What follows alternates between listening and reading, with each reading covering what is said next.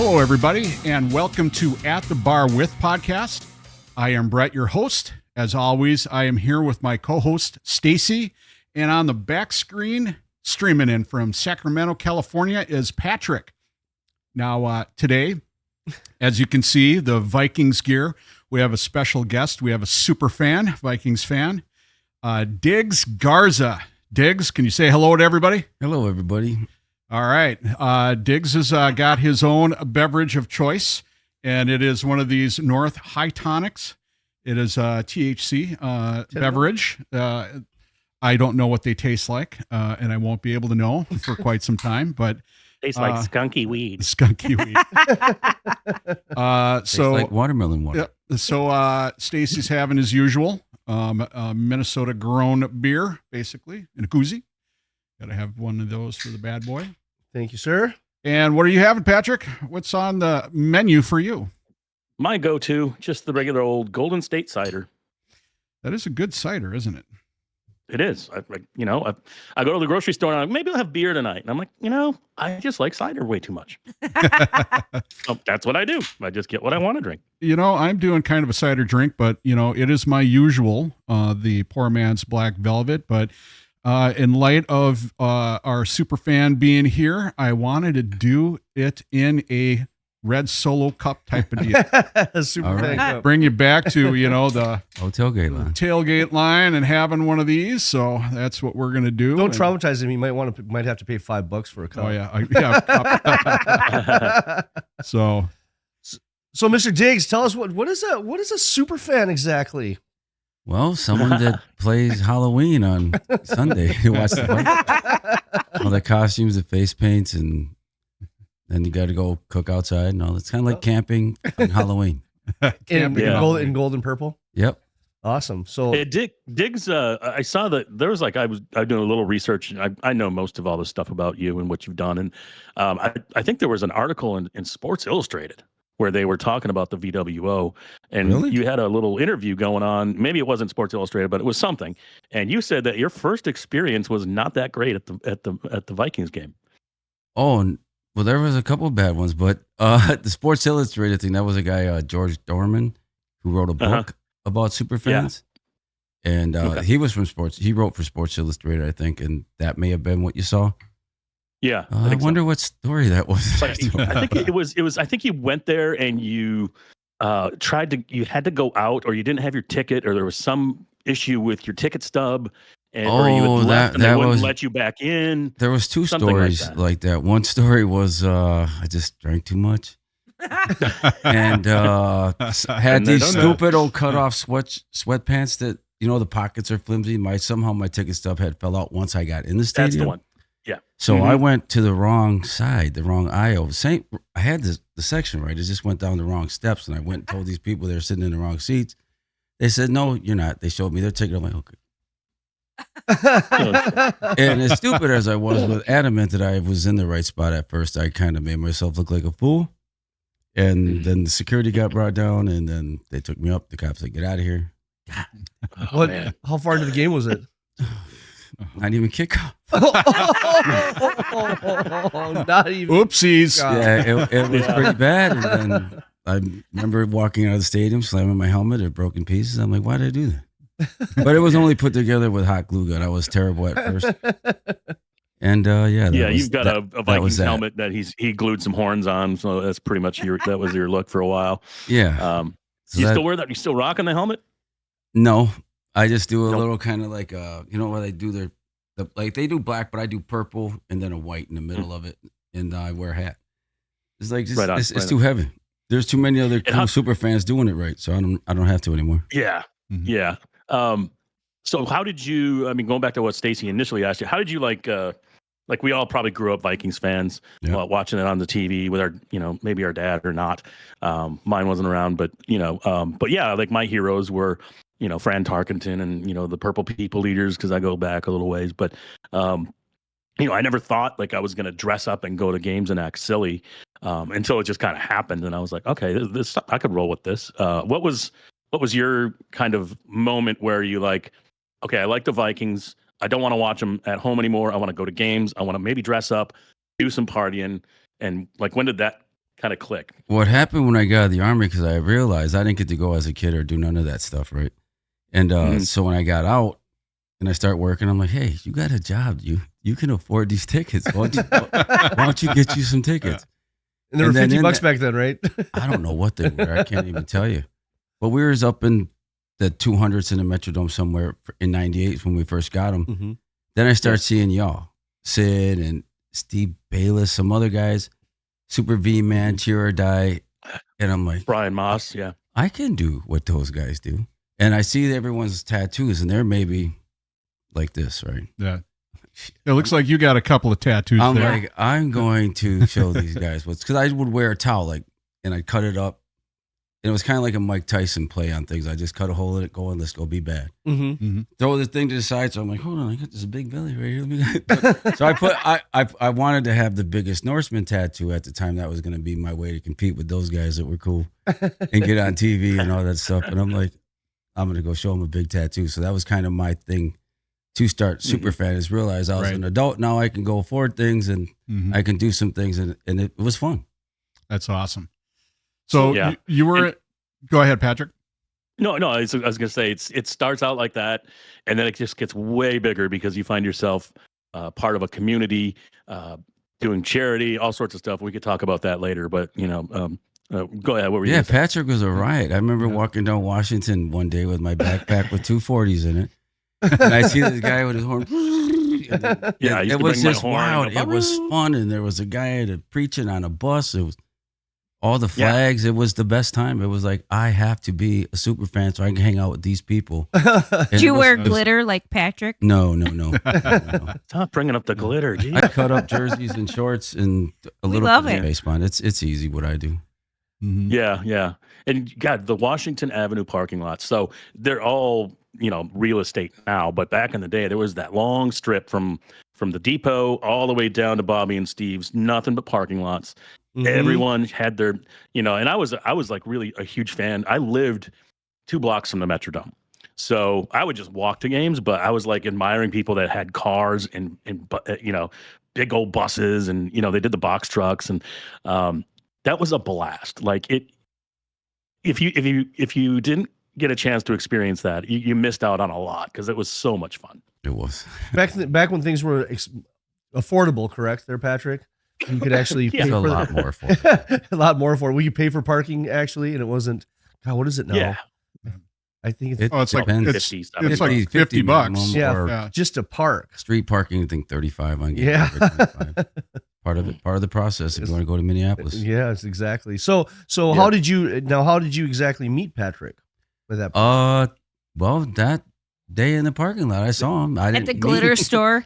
And we never really met. It was just kind of online. And then I got into the super fan club. That's a National Football League super fan club. Mm-hmm.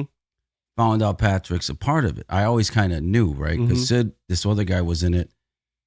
And but he didn't get in it because he was from Canada. But I knew about the guys in the United States and Minnesota, people who got it. And once I got into the club, I remember I think I reached out to Patrick because we were friends on Facebook about, hey, you're in this. We need our old, because they always talk about Visa fans. They're like the upper class super fan thing, right? Oh, I was know that. Oh, you guys are. Trust me, they are. And God, there's a hierarchy to it. I get it now. 100%. And you're part of that. You roll with them OGs. And so I'm trying to get the old guys to come back with us to say, because now it's just like in 2013, we got one of our members in there. Mm-hmm. And then we maybe got like 10 or 11. I don't know the exact number, but we don't ever have any of the OGs. There was a license plate guy, I think his name is Craig or something like that. He came one year. And when we try to get into, they want us to go through like a hazing phase, but it's just volunteering and doing charity stuff. Mm-hmm. This guy didn't have to do that because he was a Visa fan. That's how uppity it is. So he's sitting there while I got to go do all this stuff. And he's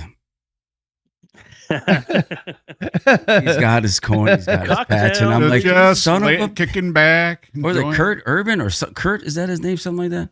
But he got a pretty cool helmet and stuff like that. So he's a good fan. Wait. So I'm so confused here. how do you become a super fan? I mean, you got to apply for something. You got to get into a group. You got to spend money. You got to just spend money. You got to spend money. Okay, then they face paint ain't free. Helmets ain't free. And then who deems you a super fan? Yeah. Your heart. No, yourself. You're yourself. Okay, I can't tell you. I can't tell you ain't a super fan just because you don't buy spray. Well, I know, but I was just wondering. It's like you said you do volunteer and you start doing these things. They ask you to do these things, then you get noticed. Correct? No, you get noticed by how your game day gear. Your kind of your motivation to what you do. But with the club that me and Patrick are in now they got their 3 pillars. Is are you a super fan? Okay, that's easy. Yeah. Okay. Mm-hmm. Are you respectful to the other fans? They call it fellowship. When they come into town, do you treat them good? Okay. And then the other 3rd pillar, which is the strongest pillar, is what's your charity work in the community kind of deal. I see. So you put that all together, and that's basically how you will get recognized. And by like someone like Patrick or myself seeing that, I can say, hey, this might be for you. That's and just for some background, the first year the Visa did a Hall of Fame fan at the NFL Hall of Fame was 1997 or 8. 90 and maybe, yeah. It actually goes back to Walter Payton. He, and I don't get Diggz, I don't even know if you know that, but he approached the Hall of Fame and said, look at all these crazy people on Sundays. We got to do something to recognize fans. And Visa jumped on as a sponsor. So the program was actually started by Walter Payton and his family. And the Visa thing came in. It was, so I'm the 4th, so it'll be 98, 99, 2000, 2001. Yeah. So 98 was the first year. I was the 2001 Visa Hall of Fame fan. And then I think we did about 2 more years of it. And then Visa pulled the sponsorship for some reason. Yep. And then we were just left with, oh shit, what are we going to do now? So as we were doing the Visa thing and going, we'd have, business meetings, and we called ourselves Pro Football's Ultimate Fan Association, or P.F.U.F.A. or P.F.U.F.A. or P.F.U.F.A. Some people call it. Yeah, they just want you to say it out, because you say P.F.U.F.A, they'll get mad at you. It's a sound that comes out of your butt. Yeah. But then I'll be honest, I'm pretty sure my dogs are the ones that started that. P.F.U.F.A. Yeah. But they're pretty proud of it. We actually there was a grad student for film and television or video or movie making or something. He got a hold of us in like 2004 and said, hey, we want to do a documentary and follow you fools around. So I was one of the selected folks. There was a Cowboy fan, Giants fan, Packers fan, Chiefs fan. And it turned into this 1.5 hour long documentary, which was pretty cool. But it helped us establish kind of a foundation for going forward after the Visa pullout. And we came up with the, P.F.U.F.A. And then I remember, because I was still part of it in 2006. And I think that was my last year there. But we decided to have some guidelines or bylaws and things like that, and kind of came up with what Diggz said. You got to be in the club, and you have to nominate someone. They've got to come to Canton, then they kind of approve them, and then high five, and you're in. So it gets a little bit higher level. Kind of what it evolved. The second into. peer gets a little higher level. Depends. But they got committees and boards and all that other stuff. They're pretty. Yeah, it's pretty legit. Pretty legit now. Ours, we don't got all that. It's a club of my friends. Let's go have some fun. I see. Viking World Order. So Patrick, were you a spiking Viking? Were you the spiking Viking before you became a super fan, or after? Did that kind of go into it? How did that work? So, great question. How I got involved in it, I was at 93X, which back in the day was at X105, and I was kind of like wearing polo shirts and had short hair, and I didn't look the part of a rock DJ. So my promotions manager, you wore polo shirts? Okay. I need pictures. I need pictures. I'm 26 years old. I had an identity crisis going on, So I think the radio station said, let's make Patrick kind of cool. And my promotions manager had this person that did hair, and she did really good hair. And she's like, why don't you go get a mohawk and I'll pay for it? And it was like a $200 a session, because it was black and red, because we were doing station photo pictures for 93X. And so then I came out, I had this black and red mohawk, and I was like, this is fucking sweet. You could have bought a Floby. The Mohawk Floby. Yeah, you hook it up to your vacuum cleaner and it just sucks your hair up. So I had this look going, and then I thought to myself, and this was like in the summer, and then the fall was approaching, and I thought I had to go get it redone again, but I'm like, fuck, I'm going to see if she could do a purple and gold. That would be cool, because I've already had the pictures of black and red. So she did it purple and gold, and I'm like, all right, I didn't even have a ticket. Purple, gold, and glitter.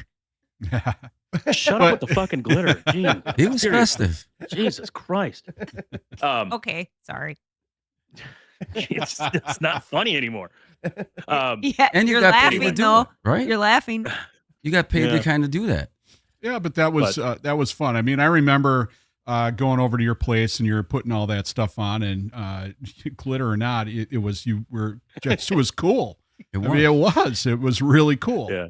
I'm just gonna go by. And I remember, and just might as well own it. And Gene actually put the glitter on you too at your place. I remember. But I mean, it was cool though. I mean, and like at the end of the podcast, I want to get pictures of Diggz and you that we can put on the end of the podcast, as many as we can get, just to show people how big of fans you guys really are. We're back in the day and continue to be. I mean, and it's a big deal, and that's the one thing about Patrick is that, I didn't really, when I thought about Patrick, 93X DJ was, that's how people knew him, but it was more or less spiking Viking, because on Sunday, I mean, you morphed into somebody completely different, and it was awesome. And going to those games and you making fun of cheerleaders and the pom-pom. Yeah, I was the original male cheerleader, y'all. I was mocking them in the stands. Yeah, you were. And that's the funny thing. You had the pom-poms, and you knew they're what they were doing. You were doing exactly the same thing. And I'm like, did you he practiced every night? Did you get together with the girls and for the cheers or what? Put out the calendars and things, and you'd learn their names from the calendars. So I'd be like, "Hi, Laura," and she'd be like, "Oh, hi," and I'd be like, "I love you." And she'd be like, "Who are you?" See you later at my condo. And then, so I eventually went down on a Monday night football game. I didn't have tickets again. So this first year, this is like 97 or 98. I think it was 90. I think it was 97. But Cuervo Nation was there doing a contest for like craziest ultimate fan. And Brian Moss was there too. That's the cheer or die guy. Yep. And he said, "Oh, there's this thing. You should go over and talk to these Cuervo people. They're looking for like an outrageous fan." And I went over there and they're like, "Oh, yes, you got to get in this contest." And then right before the game, it was down to me and another guy. So they put two pieces of paper and a hat, and Brian, cheer die guy, actually pulled the name, and it was me. And I won a trip to the Super Bowl that year. So wow. Holy cow. So it was so we could tell by the Super Bowl was 98, and because the Super Bowl was 99 between the Rams and the Titans in Atlanta. So wow, I think it was that. Well, I think it was about the same time. It simultaneously happened all at once, and I was like, if I win a trip to the Super Bowl, I'm gonna keep doing this because this is fucking working out. Yeah, you guys were like rock stars. I know, right? That's why you guys got its upper level. The upper level. For your decent fans. Now that you tell me, if I go back, I'm gonna be elite. I'm gonna fucking definitely go back now next. Oh yeah, but I'll have to. No, I don't. You can just, like you said, email that website I gave you, and then tell them why you want reinstatement, and then it's boom, boom, boom. Yeah, that's fine. I'll do it. So I'm going to address the elephant in the room. Okay, how do you continue and maintain to be a super fan with all the disappointments the Minnesota Vikings? I was born here. I have to. But I mean, you know what? There's Browns super fans. Ask them. Yeah, I mean, remember that we win a couple of seasons. So how many times do you have to go like this and lean to the left? All the time. Come on, it's going in. It's going all in. the time. The Blair Walsh kick, I thought it went in. I'm like, wait, and I thought, the ball got kicked out of the stadium. And then when I'm sitting there sulking, a Packer fan walks in through a tunnel in TCF, and he's sitting there, and I'm like, I'm gonna be the last guy leaving here. Then he sits there, and he's there for like 20 minutes. Will you get out of here? I want to go. It's cold. No, he didn't leave. I'm like, yeah, I'm out. It was a bad day in TCF. It was a bad day at TCF. Yeah, a cold day. Very, very cold. Cold day. Yeah. So a lot of people, if they don't know that are watching that don't watch the Vikings, that we had our dome dump on us, and we had to go play at the Gopher Stadium over in campus for a while. Well, that day after the dump, we had to go play in Detroit. What? Oh, yeah. Yeah, we had to go play on a Tuesday in Detroit. Dump, yeah. Oh, okay.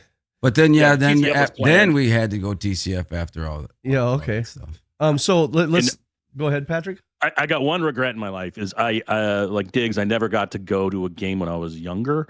So I went to the Met Stadium for a baseball game, but I never went for a Vikings game. But like I said before the podcast, I went to 2013, 2014-ish. We went back for the holidays, and the Vikings were on Sunday Night Football, so I got me a second row seat in the end zone and froze my ass off in 3-degree weather. But and I haven't gone to the new one yet, but I will maybe next year, this year.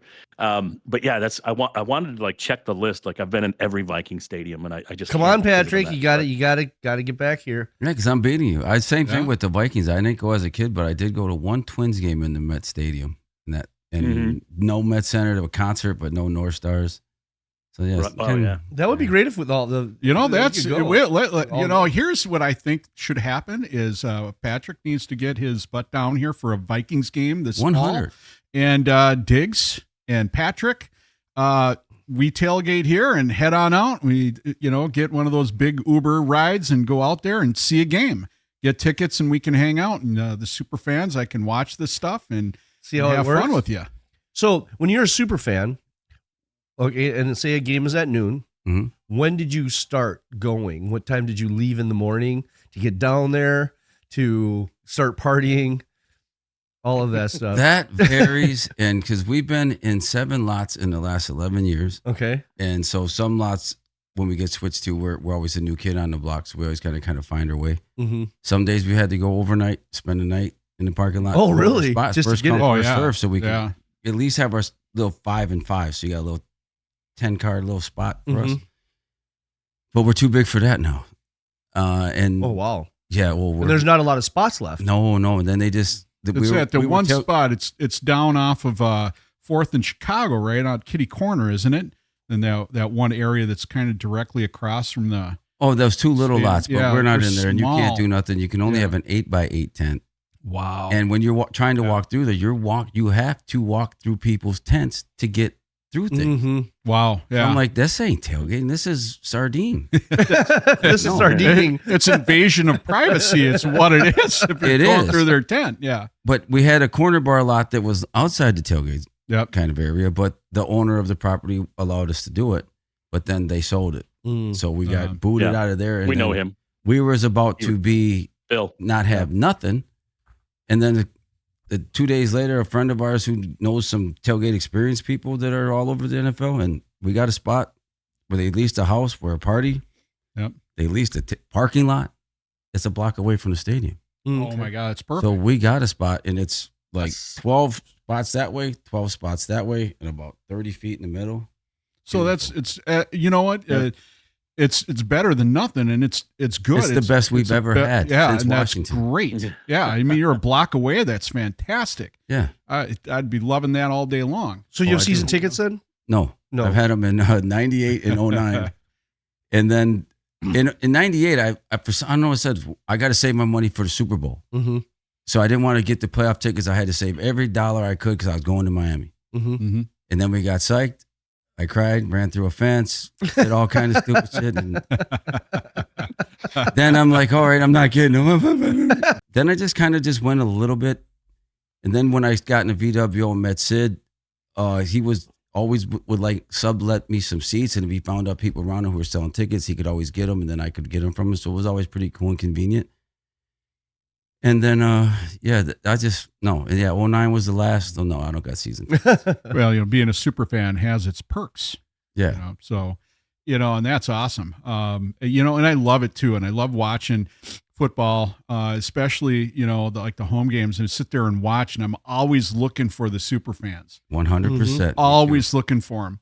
Mm-hmm. And I remember one year, one of my friends, her and her husband, they had the purple level club seats, right? And first time going there, and they were expensive, but well worth it. All you can eat, drink, that whole thing. And we figured after I looked at it for some decent tickets, getting down there, taxi home, drinks and everything else at the bars and stuff, I'm like, it's the same, or even less expensive if I think about it. So we went and got them, and we're like novices, so we sit down, and these guys just kept coming back and forth and lining up like 20, 30 of these beers across, there's a plexiglass and a ledge, and they put the beers, and they're like, what are you doing? And we're like, watching the game. Go get your beer so you don't have to go up there and miss anything. I'm like, oh my God, good idea.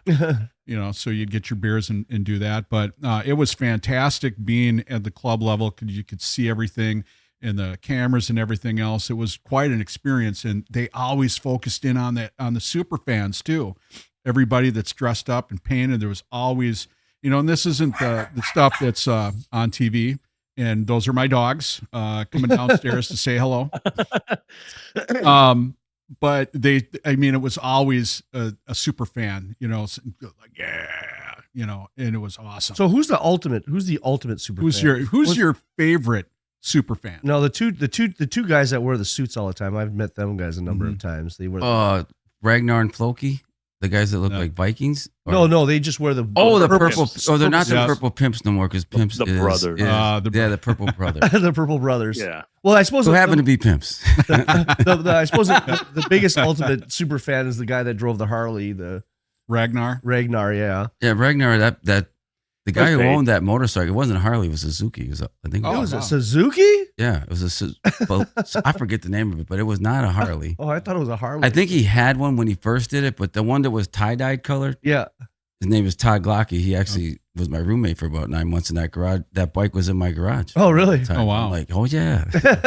So that was the cool thing about the Superfans, and I met him through a website called wearevikingsfans.com, and the Vikings gave him a game ball. They paint him up for Frank Tarkin and Chris Carter, all that. And I'm like, I get to meet that guy? Wow. He's just a regular guy like me, a year older than me. I'm like, all right, but you had that ball, and I'm like, you're just meeting all these people who are cool? Yeah. And it's like, yeah, that's pretty Yeah, that is really and I'm like, cool. that motorcycle's in my garage. And now it's in all the Applebee's. Now, speaking of things in your garage, I saw a video. Yeah, it's in there. Yeah. Tell us about that. Well, I had a 98 Cavalier. Yeah. Or 99. And it had 280-some thousand miles on it. Got pretty bad, pretty rusty. I duct taped that son of a bitch. 28 rolls of duct tape. Did they have Minnesota Vikings duct tape? Minnesota Vikings duct tape. I noticed your vehicle outside. You have a lot of flags. Yeah, that's my ancestry. They tell me I'm awesome. That's cool. I'm all over the world. I have like 20-something bloods running through. That's cool. That's awesome. But this Cavalier, you literally had this thing duct taped together. Yeah. And yeah, it was pretty bad. But the thing is, when they redid the car, that car was so bad that they had to get a rent a car or something, because they didn't give me my car back. I had to roll up the windows in this car they gave me. I had electric. Everything was kind of powerful in mine. And this thing is slow as hell. Oh, man. It's a 4-cylinder. It can barely get to 60 miles an hour, and I got a ticket in that. And you got a ticket. Yeah, a Packer fan cop down south Minnesota. No. I'm following a van. He was the one leading the pace. You saw him first, but then you seen my purple shine, and then you got me. Yeah. Yeah, so that was that. Oh, that's funny. Now, were you on a show? Yeah, that was called Tackle My Ride on NFL Network. Oh, yeah? It was a contest. It was, ride? that's what they called it. And it was a contest that came out on Twitter, and they asked, are you a super fan? And then I forgot, do you do charitable activities or something like that? And do you have a car that needs working? I'm like, wow. Yeah. Why? Yes, I do. Together? Why? Yes, I do. So I'm thinking, I'm not going to nominate myself. So I blow it off. And then a week later, someone in P.F.U.F.A said, hey, there's 3 days left to enter this contest. I'm like, okay, don't do it. Just do it. Do it. So I did it. And they emailed me right away, wanted a Zoom call or Skype, whatever it was back at the day. And as soon as I talked to the lady, it was on and popping. There was no one else to look for. They had me. Wow. That was pretty cool. That it was a cool video too. Now you could still watch the video on YouTube, right? Yep. What's if somebody wants to, people watching that they want to see that episode on YouTube? Tackle My Ride Vikings. Tackle My Ride Vikings. Yeah, That's awesome. Yeah. Wasn't it Kyle Rudolph? Like they kind of do the surprise. Yeah. Like the Viking shows up at your house. Yeah. I noticed something too about how they kind of filmed it. Because I know they did the kind of switcheroo with my car. So it was watching Kyle, how he was dressed in certain areas. And like in the beginning of the show, he wasn't. I remember what he was wearing. I was like, you guys are lying, man. But they did the best they could with the car and everything. But I'm like, production was crazy. And there was one moment I had to scratch my eye in the thing. And I remember the producer early in the morning said, I'm going to make you cry. I'm like, no, you're not. And I'm like, I'm not a crier. It takes a lot for me to cry.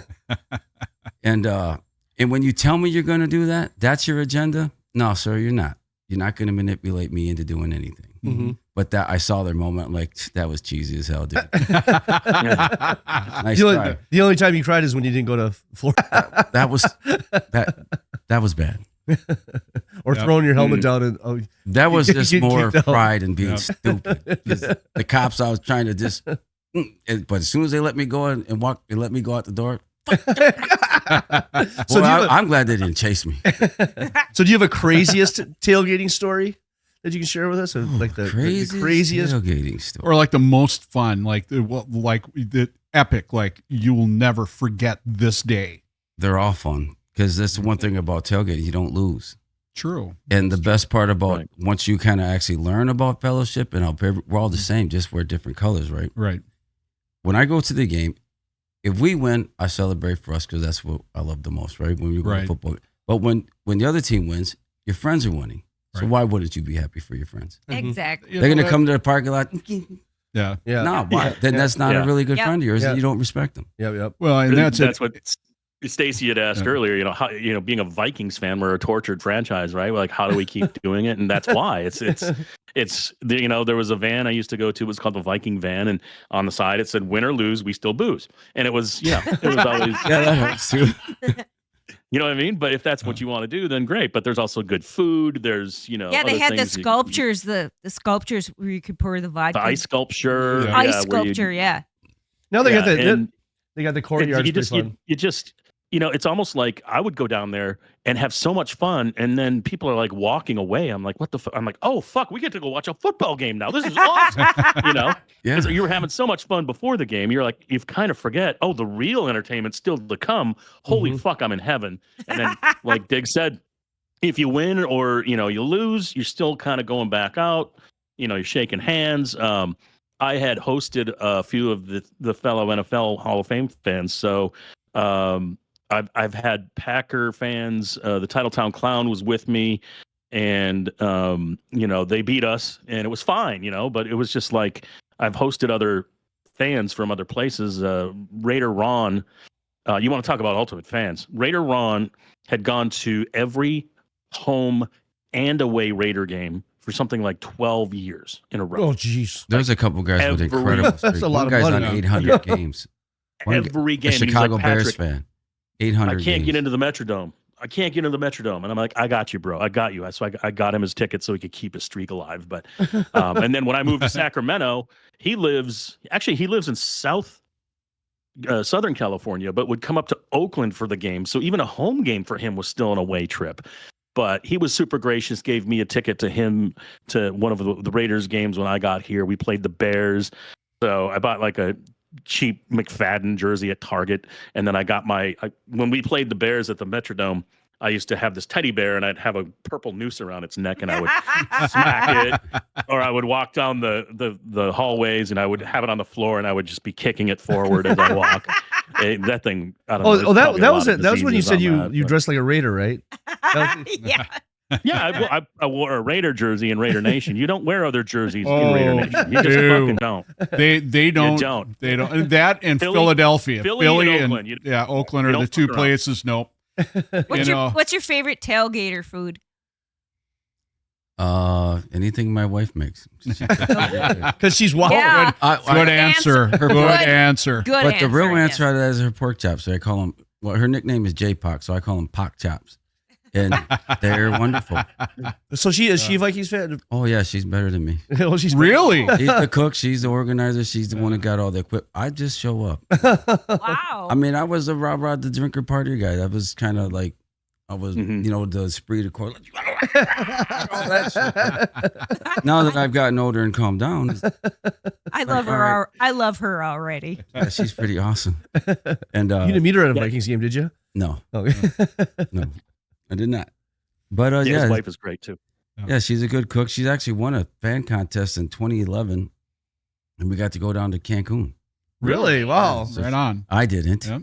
Oh, she. I tried out for Wow. this contest, and I thought I won a section where I got to at least compete in a final. Nope. She couldn't bring a guest. Oh, I got to go with her. Yeah. Oh, yeah, I yeah. got to go, but I wanted to be that fan. Oh, I got the helmet. I got the cut up jersey, the shorts. Yeah. And she was just like a jersey, right? But she's evolved. She's a great fan. She's more That's into awesome. it and more keeping me motivated to do it because she loves to cook and she likes to provide. what's your for her friends. heritage? I'm Mexican and Native, and Nice. then a bunch of European and a little bit of African. I saw. Yeah, you got everything going on. Yeah, that's that's awesome. it. The ancestry did it, and for some reason, I started finding stickers and tried to bootleg a little grab because I'm not Right, graphically talented, but I made that. Well, and that's like I did the ancestry thing, and I'm Norwegian, Swedish, Germanic, that they call it German. Yeah, I got And all of a them. sudden, I look at the bottom. I'm like, oh crap, Russian. Oh, No, I I'm got Russian that too. no, he was Hey, a lot told, of bad things happened in our history, y'all. Yeah, he was told. Brett was told his entire life that he was German. Turns out, Nah, I'm more Norwegian and Swedish No. and German, and there's a Russian in there too. So Yeah. You always wonder what our I'm ancestors like, did back then. Because how did that There's happen? a lot Right. of getting along. There's a lot of getting along. that was like Tony Oh. Williams that was on. Uh. He found out that his dad's from Hawaii Oh, that's Tony Johnson. or yeah. Johnson. Yeah. Sorry. But Yeah. so now you were in the military, right? I was. So how many years did you were you in the military? What'd you do? 5 years, 10 months active, and then the rest, because they had 8 years. You have You to had to have do your 8 years. or they'll give you I forgot what it was called, but they could take you if you didn't, right? Right. I'm like, let me just do the guard. So I finished my 8 years. I did the same thing. Yep. And then went to a security guard at Menards. Yep. Like, okay, I'm making money. I was infantry. He's like, there's no skills out in the civilian world. Oh, so you were infantry? Okay. Yeah. And then my mom one time just told me, hey, you're going to work for me. I got an appointment. I need you to. I'm like, I don't work at your school. And I'm not. What are you talking about? Don't worry. So your mom's a teacher? No, she was a bilingual teaching Oh, okay. assistant. Okay. Okay. And she said, you just have to go to this interview. And you basically, she filled the shift with some non-employees. So I go in and I'm in this classroom, it's a special education classroom for the EBD kids. Yep. And I'm like, whoa. All right, this is the new sergeant in town. All right, kids, you're going to, and nope, papers, everything flying. And I'm, oh, boy. I have to have a Like different kindergarten approach. cop almost, right? Like, Yeah. I thought I was, but that didn't work. So you speak other languages? Oh, no. No. Born and raised in Minnesota. Oh, okay. So how did you get the kids to settle down and finally Candy. Kick your Candy? ass. Really? Candy, and just trying to become their friend. Yep. And then once you become their friend, they don't want to argue with their friends. It's like, You talk to them true. You talk to them Yes. true. Yep. And you just be yourself, and you don't try to be a teacher. No. So I did that same path. I'm a special education teacher. Yeah. So I've done that for 17 years, but I wanted to go in to see if I could handle the most difficult students. So I went in to be an education assistant at a federal force setting EBD school. Right. Right. They had That's locked tough. quiet rooms. And you know what? I just fell in love with these kids. I was like, wow, they're true. They're the ones that you see when you see The Blind Side. You watch that movie. Yeah. And he's like, what was that part? You never had a, no, when she got on the bed. Oh yeah. Yeah. You slept on the floor. Yeah, 'cause you never had a room to yourself before? No, Never I had never a had a room to bed. itself or a Yeah, bed. and that's what it Right. was. A lot of my students, they've never had a bed. They sleep on Why? the floor, just the way it is. You have 5 kids. You have a single mom with 5 kids in one bedroom. Where do they sleep? They sleep Wow. on the floor. They sleep on the couch. They sleep wherever they can. And you just go, wow, you're really, really compassionate. So the teacher's like, you were really good with these kids. You should be a teacher. So I went to the Q program and I got my master's degree in that and EBD. Right. My license. And it's like, these kids, they change your life. They give you a different perspective on how you see things. The military really, really helps though, because, I don't know for you, but for me, right. Because it's like, okay, perspectives. You got to adapt. So yeah, discipline, yeah. No discipline. How does this come together? Because it's yin yang, to me, and you just bring it together. But it's very, very rewarding. Yeah, and you got to just find it in your classroom. You got to find 30 different ways. Yes, to make it work. Yes, because it ain't going to work for everybody. Yep, and that's the military, because you got to be innovative. You got to change your mind. It did. Mm-hmm. I'm still kind of in the field because I went from then working at the school to finding out what these kids did after school. Because I could watch a game or something like that. Sure. Right. And then, we live in a group home. What's a group home? Right. Oh. And then I got to do it. It was just a little bit more personal for me to actually be in the home versus the school, because school more politically correct. Tattoos at that time. Nah, it wasn't really cool. So the group home was just better. And that's just a more better scenario to build a relationship with somebody. So what grade level do you like to work with the best? The adults at the group home. No, I don't want to be in a school with kids. You don't want to be in school with kids? No, kids, no, because you don't know. Sure. And I wouldn't want it. There wasn't cell phones back then when I was in the school. Right. It was like, no, you don't want to handle someone else's kid with discipline and all that stuff. It's not my role to do that for them. Well, like now it's changed. They're starting to go away from all phones in schools. Right. This last year I was in a P.F.U.F.A program and there's like no phones in the school. But I found, I was in middle school for a while. I had to go elementary. And when you get to elementary, it's a different, they're still very energetic to learn. Well, if I was to say school, it would be that, because I worked at Mississippi Elementary and it was up till 6th grade. And that was fun. I was a bus aide too, so you could always have like different contests. Who was behaved or could get candy. And boy, let you have an attitude. You ain't getting nothing. And then open it. Try again tomorrow. Yep. I got the bag. Exactly. And you could build all sorts of. And some kids don't get candy. So they don't. They don't have any of that stuff at home. And you even a quarter. Yes, even to a some quarter. of these kids is enough to get them to knock it off. Yep. Give a kid a quarter. I want a quarter, Mr. Garza. You ain't acting quarter worthy. Here, you have 2. Take your acting. Yep. And they get that. Yep.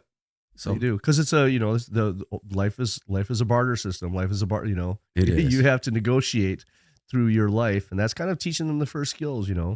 Well, if you want something from me, I need you to behave. Right. Thank you, please. Yep. Exactly. So, you were in the military. Where were you stationed? I was stationed in Hawaii.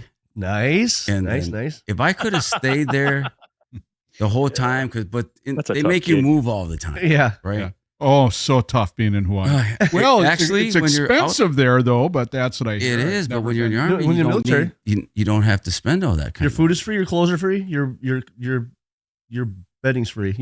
Rent's free. You live in the barracks. It's everything's. I had money. I thought they said don't join the army for money. I'm like, were you kidding me? Poor kid from Frogtown. He never had $100 before. Yep. You paid me how much? $600 a month. Yeah. Done deal. Well, I thought I was somebody. So what was it like your tasks or job duties or 11 Bravo infantry? You learn how to fight in the jungle, and you train and train. No, actually, no. I was in during the first Gulf War. But we were ready to go. They call it DRF1. So you have to be a half hour. You have to be ready to go in a half hour. Yep. They paid you. You got to be there. Yep. We were there. It was over too fast. Yes. That was the first one, So I was the same thing. They call you up. Yeah. You pack up your bags. You run down there. They didn't need infantry for that war. We're jungle fighters. Yeah. In Hawaii. That's what they trained us. And I was the POW security. So right. Yeah. And that's all they had. So we didn't go. Yep. I didn't have to go either. I had to pack a couple times and run down to the unit and sit and wait. And when I transferred to New York, Fort Drum, New York, that was after Somalia. So I missed that. But when I got there, you see all the guys come back. You're like, whoa, that's different. It was somber. Yeah. And Fort Drum kills careers. So don't go to Fort Drum. Anybody. I left after. A buddy of mine left after. It's like, it's cold. Yeah. Yeah. Fort Drum. Yeah, I went to join the Army in July of 90, and then I failed my physical because I had flat feet. And then 3 days later, Saddam Hussein invaded Kuwait. And 9 months later is when the war started. So you got a head start on your Superfan because of that. Okay. But if I had signed and got passed my physical for the Army, I probably would have been fresh meat out of camp and probably, depending on your MOS, what the need was. But if you were infantry, they didn't need us. But there was some infantry guys that went from Hawaii, got CIBs, the combat infantry badge, and they just did police call. They went and picked up the trash. No, that was Desert Storm, wasn't it? I think it was the Gulf. That was the Gulf War. Whatever it was, the one Patrick's talking about. That's that Gulf War. Desert Storm, First one, and then it was Desert Shield after that. Desert Shield. So when you were, you said you weren't your whole time in Hawaii.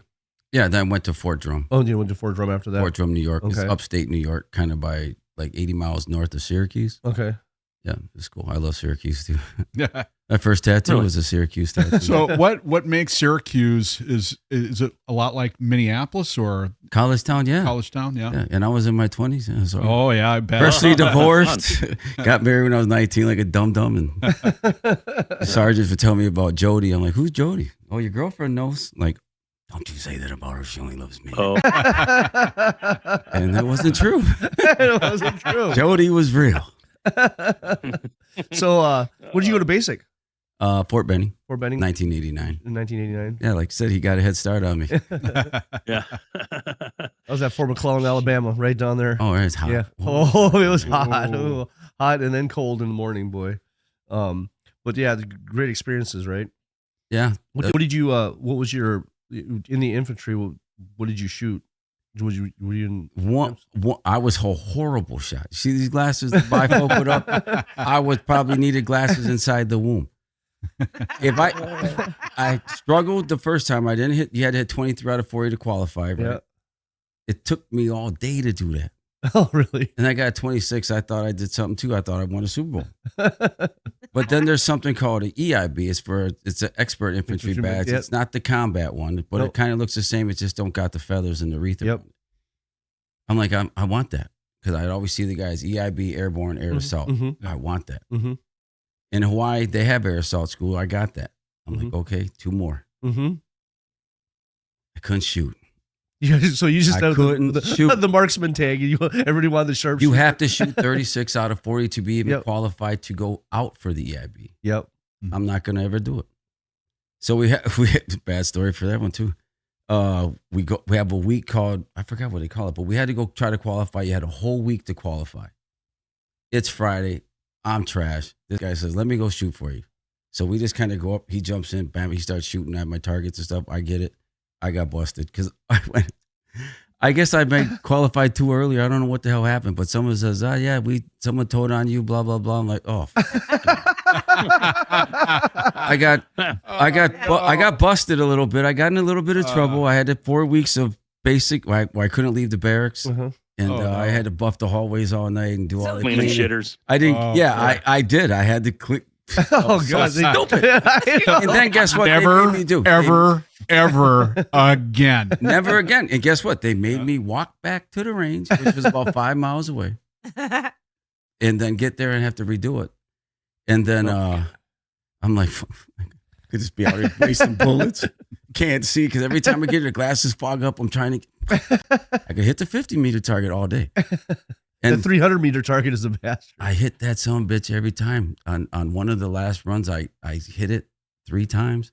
Oh, really? I missed a 250 and maybe a 200. Uh-huh. And then I thought I missed a few others, right? I wasn't sure. I'm like, I know I got a 30-something. I think that at the time, my best was a 33 or 32. And I went back, and then they told me that my lane got 36. Boy, I damn near cried. Wow. And it's like, sweet, I did it. So I qualified, and then I got to go off for it, and you got to do 40 different tasks, infantry tasks. Mm-hmm.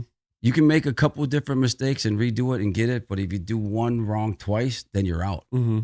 I got 40 for 40. Nice. And that was probably the highlight of my military. And you're saying you couldn't shoot? I could not shoot. You could not shoot and get 40 out of 40. No, 36 out of 40. Or 36 out of 40. But that's I got 40 out of the and that's past. sharpshooter. That's There's sharpshooter. other stuff to do. Yeah. Right. That's that sharpshooter tag. Now, you guys are soft. You know how hard it was for me to get the knot tying patch as a Boy Scout? Not the knot tying. We had to tie some knots. There was a knot station. There was a grenade station. There was some. Don't mess that one up. Stations. There was all kinds of different things you had to do. The grenade. I like the grenade one.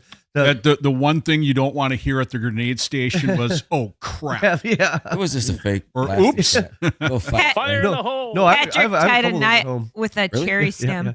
Yeah. I had an M16 for maybe a week. That's it. My whole military career. They picked me out right away and they gave me an M60. Oh, that's what I know. I'm like, what? M60? M60? Yeah, MC. I was a 60 gunner. I was a 27 pounds. Yeah, I was. Yeah. But the AG, the assistant gunner, had it worse because he had to carry all your ammo. Yeah, he had to carry my and ammo. that tripod. Yeah, and my tripod. Oh God, you're making back some bad memories. I was the RTO because I thought volunteering was a cool thing to do. But I got to carry 45. I was the only one to carry 45. So cool. Yeah, Diggz and I have not been to battle together yet, but I'm hoping I stop flaking out. Diggz is quite the accomplished Call of Duty player. And, that's a lie. That is a lie. I just play a lot. That's all. I'm not very good. And so I can't shoot there either. Zone one of these days. Me neither, dude. But at least we'll suck together. We'll die together. Yeah, we'll die a lot. That's for sure. But it's fun. God damn, the new Battlefield's coming out, and I'm pretty excited. Well, you come to Minnesota for a game, I'll log in to Call of Duty for a game. You deal? Okay, all right. Call of Duty. I've been to Battlefield lately. Battlefield? Lately. Battlefield? I was a Counter-Strike. I was a Counter-Strike guy. Warzone's pretty cool too, but they've upped it so much now in those games. You know, Counter-Strike came out. I like the old Counter-Strike, and now they got the new Counter-Strike, and then Battlefield. I mean, now it's like you have to rebuild your computer every time because the memories and everything. It's like, dang. I remember I got into that shit in like 2004 with my PlayStation 1 and SOCOM. You know, and I was like, oh, you can go online, and I was a part of a clan, and we had a clan meeting once. And there was a girl in the clan, and the girl. And all you guys were trying to hit on her. Yeah. No, she had a crush on this other dude. I got a SOCOM tattoo. So we met up. Do you? Yeah, on my back. My clan tag was M2S, Menace to Society, and my twos are 240 bottles. My name was MN 40 ounce OE. Boy, was I cool. But that's how I tailgated. Yeah, no, I'm freeloader, so I don't know. That's my tag. That's my gamer tag. It comes from Vice City, but because I'm in Grand Theft Auto Vice City. Right. Jonathan Freeloader. Yeah. So you play. I feel like I'm gloating. Yeah, you play a number of games there, don't you, Patrick? I do. I haven't been doing Madden because I just remember I did Madden like 15 years ago, and I would legit throw my controller against the wall. Like I was so I can't. I'm like, he was open. I throw up, picked off. I'm like, good. You know, I had some anger issues back then, but I swore I'd never play it again. But I got Game Pass just a few months ago, so that gives you access to many, many games as opposed to just buying it outright. Mm-hmm. And so I got into Madden again. I figured it out, and I can take the Vikings up against the Eagles and beat them now. So I'm like, I don't know, I'm all right. It makes you. But I play NHL, golf, Call of Duty, Battlefield. I gave up all of my video gaming games. Not anymore. I played too much Counter-Strike. I was the most senior admin. We developed a new clan. We had hundreds of members all over the world. Right. Yeah. That's fun. Meetings and it was it was pretty serious. These guys are still doing it. Those guys are still doing it. Especially if you got the military kind of in you. It's like, that's why I love it. Yeah. That's why I like Go ahead. Yeah, I've heard dudes that are actually in the military now, but you'll play with a clan, and you're just like, you're like the 8th of 7. You're the 8th of 8 players, but they've got 6 that are in a squad or something, and you hear them like, okay, I got to go over there and flank on the left and do. They're spitting out fucking military. No, we did all that. So the guy that started our clan, the when I got into it, was called the Old Guys, and he was an Apache pilot. So he was an Apache pilot. He was like. Like our oldest clan member was like 75 or 80 years old. Dang. Military guy. And we had a lot of military people in our clan. And we did that. We did do some competitions and stuff like that. But it it was kind of funny, but things went south, and we started our own clan. We offshot from it. Right. You know, you see it all into all the red tape with players that you kick or you ban, and then people bring them back in. It's like, not gamer politics. Yeah, even politics. It's like, man. So we had meetings and everything, and I'm like, I'm done. I'm spending way too much time on this, and 100%. And now I play guitar instead. That's my. Well, it was funny because when I worked at TGI Fridays downtown, when I met Patrick, SOCOM 2 on the PlayStation 2. That's that far back. Yeah. Was the thing, and you get the internet thing that you put on the back, and I get home from work, and I'm still kind of still got some energy. And just log on and play with Patrick. And I was like so novice. I get killed within 30 seconds every time. Did you use M14? I don't even remember that what I was using. You were good using M14. All I remember is that triple shotguns, at 6 o'clock in the morning, some little voice on SOCOM, I gotta go to school now because my mom says. Yeah, you get clowned by somebody. The kids, the name was like St. Cloud. It's like, have a good day, guys. I'll see. And this kid was like destroying everybody. Like just like there was like nobody alive. And okay, bye now. It's like, how old is this kid? I'm 6. Well, that was the whole reason why I quit. It was like you're getting clowned by these kids because they got top of the line computers. Yeah. They had top of the line computers. And I'm still sitting on my box that I built myself with the least amount of RAM and everything that's on it, and you got these little kids that come and just clown you, or they sit in camp and they got the auto sniper or whatever, and it's like I can't compete because they have the best equipment. They can hear everything. They have $200 headphones. So they can hear every little thing and know exactly where you are. I can't even see anymore. I can respect a good camper. Yeah, I can respect a good camper, and it's like I went that route, and I got really, really good with the auto sniper. Right. But I have an excuse. I'm old and I can't see. I want to scope in, man. Exactly. I gotta scope in. We gotta have our role. Is that all you do? Is auto snipe? You just because I clown everybody. Well, yeah. And it's like, use a scout. Yeah, some guy was like, you're just a camper and you lost. And I'm like, yeah, I lost, but you know what? I got you mad, and that's my point. I don't care if I win or lose. I just want people yelling at me at the end of the game because you got pwned like a noob, and they're like, why would you go into a game and use a weapon you stink at? It's like, I'm trying to get good, bro. Just sit in the corner with a shotgun, a shield. I love it, man. I fucking fuck you up so. Then you have the guy. Then you have the guy. It's like just throw a grenade in there, you'll be fine. Then you have the guy. It's funny because there's a couple of guys that come in and all they'll use is a deagle. They'll just use the pistol. They'll come in and just clown everybody with the pistol. Because you can get two weapons, and some frags and stuff. But clink, clink, headshot. Mr. Diggz, also was a well-known national commercial celebrity with Verizon with a commercial with Randy Moss. No, tell us about that. Yeah, really. Yeah, that was. It was kind of when I was kind of because I want to know how that came up. Yeah. Well, I was the admin on the VWO page. We had a public page, and people would message that if they wanted to get a hold of us and stuff like that. Because basically playing Sid's secretary at the time, because Sid would get a lot of messages he didn't answer. I was deeply involved, so I'm like, all right, I got it. But we had been kind of going on the outs. I won't get into none of that, but it was like, okay, a message came in. Sid was kind of on the outside. Let me take this one. They start asking for people, Superfans or something, who were Verizon customers who wanted to be in a commercial. So I go ask my people. We got like 6 or 7 people. We don't need that many people. Okay, here's 2 names, me and this other person, because I know this lady, Purplelicious is her name, and she's just a badass Superfan as anybody too. Yeah, she's great. But then they said, no, we only need 1. I'm the one taking the messages. I'm like, you know what?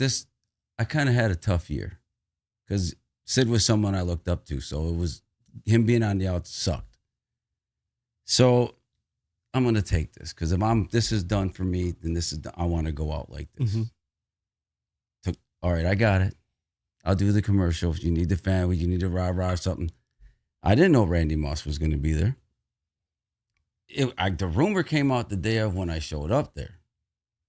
what? Randy Moss, my favorite player. That's the reason why I started Superfan. We got electric in '98. Yeah. And then, he was there. And I did the commercial. I was actually so starstruck and kind of stuttered early on in some of the first hour of tape.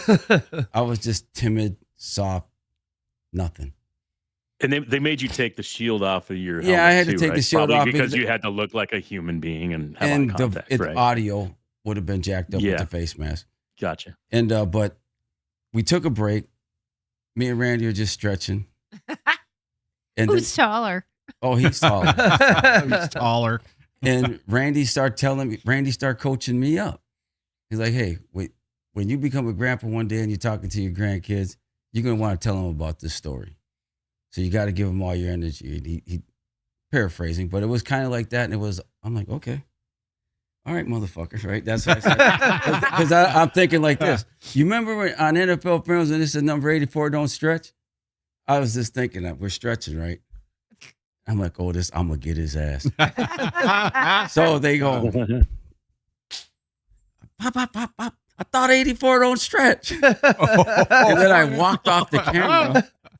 And I thought I was done. I think I had like a drop mic type moment. Randy thought it was bad. He gave me a high five, dabbed me up after. And I'm like, that's it, guys. That's your take. We're done. Could you do that again? I'm like, that was freestyle. I don't remember what I said. I'm nervous as fuck. I just got coached up by Randy Moss. I can't do that again. So we did it again and I fucked it up. So then there was another hour or so of coaching me to get through it. And then they just start shortening it up because I wasn't a hired actor. Mm-hmm. I got invited to be in the Screen Actors Guild Club. But because I didn't know I was a commercial an actor or no talent like that. I was just super fan signing up for this thing. And but the funny story about that, I see these two guys getting a signed ball by Randy Moss. I'll take that, right? I had to pay to park to do this. So I'm like, I'm already $9 into this shit. I'm volunteering, but I'm like, hey, I get to go and be in a commercial. Randy Moss, $9 is cool. But I'm thinking, I didn't really sign anything. I don't. All right, I just volunteered. Cool, great experience.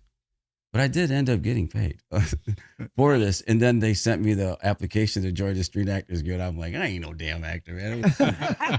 They had to shorten down everything to little 30-second segments they could piece together so I could say some lines. It was scary. Is this on anything that we see? Oscars, man. I have it on. It's on Vimeo. There's a story that Sid David was so pissed off. Because he got a tattoo of Randy Moss. Randy Moss is his guy. He caught Randy Moss. That's him. He was so pissed off. Sid used to sit in the front of the end zone. And caught Randy for years. Randy would jump into the crowd. He'd always go to Sid. So there's a rumor that he called Randy and Randy had the commercial taken down. Because you can't find it on like YouTube looking for Randy Moss Verizon commercial. But I was able to find it on Vimeo. And I have it on my phone. Mm-hmm. So I know where it is. But at one point, 2.7 million people watched that. Wow is right. Yeah, and Randy sought me out after the commercial to make sure I got a pic with him, and it was pretty cool. And then everybody, the whole team, the production team was on the field. We took like a big team photo. That's nice. It was awesome. It was pretty cool. Yeah, if you can't see the commercial, forgive me if I screw this up, Diggz, but it was kind of like, who's faster, wide receiver Randy Moss for the Minnesota Vikings or 5G internet? And you're like, definitely Verizon. Randy's old. Or, you just kind of to do finger stretches like this because I'm supposed to tap the phone like my phone is faster than Randy or my fingers are faster. Yeah, you're sending a text quicker than he can. Had me do a combat roll into the glasses went flying off on one take. I'm like, fuck, the helmet was side. I'm like, God, that's hilarious. I think your line was like, I'm gonna smoke this fool. Yeah, that was it. But then it ended with a pound in the end zone. It was awesome, man. I was like, that's the best $9 I ever spent. That's awesome, man. But Sid found out I got paid and he got pissed off is what I thought I heard. But I'm like, I don't care. I got paid and the commercial's done. I don't care. I'm not in it for none of that. So, but early on I was. You seen all them guys on TV. I want to be on TV too. Yeah. And that's the thing. Like I never okay, so a little bit. I would go to the games and be like, I might be on TV today. or I might not. But that's not why you go. But there's some fans out there that's what they wanted. They wanted There wasn't a lot of y'all back then. You guys really stood out back then. It was like that was high next level. Everyone was just a baseball cap and a jersey, and then maybe a little face paint from the face painter out at the plaza. Maybe show but you guys were next level, and it was like when I saw you guys, I'm like, I want to do that. I'm dressing up. Right. And now it's like commonplace. So I appreciate it. Yeah, even playing field, I got a paycheck. I realized I could go buy some of these things. Pat wants to get it's nice. It's nice when you get those little extras like the TV time or, 100%. My phone would ring Monday morning and it would be like, hey, you're on the front page of the Star Tribune. And I'm like, what? And sure enough, I'd go to the fucking 7-Eleven and like, there I am. I'm like, fucking A, man. Like, that's just kind of fucking cool. But it is. It is. Colonel calls them awards. Them are your awards when you get something like that, like clipping in the paper or a shot on the news, and it's like, that's me. I did. Patrick wants to get on the kiss cam. Yeah, a picture of your butt crack goes along with. Oh, that's line of the night. You know what? No, I put glitter on my butt crack, so it'll actually be a good thing. A new spiking. All right. Yeah. Woohoo. So I did do spiking. It was reincarnated when the Vikes came out to San Francisco in 2021 for a playoff game, and I did meet the Purple Brothers there. So that was kind of cool for me. I was like randomly bumped into them, took a picture with them. It was fun, but to answer what you guys were asking earlier, is this mohawk?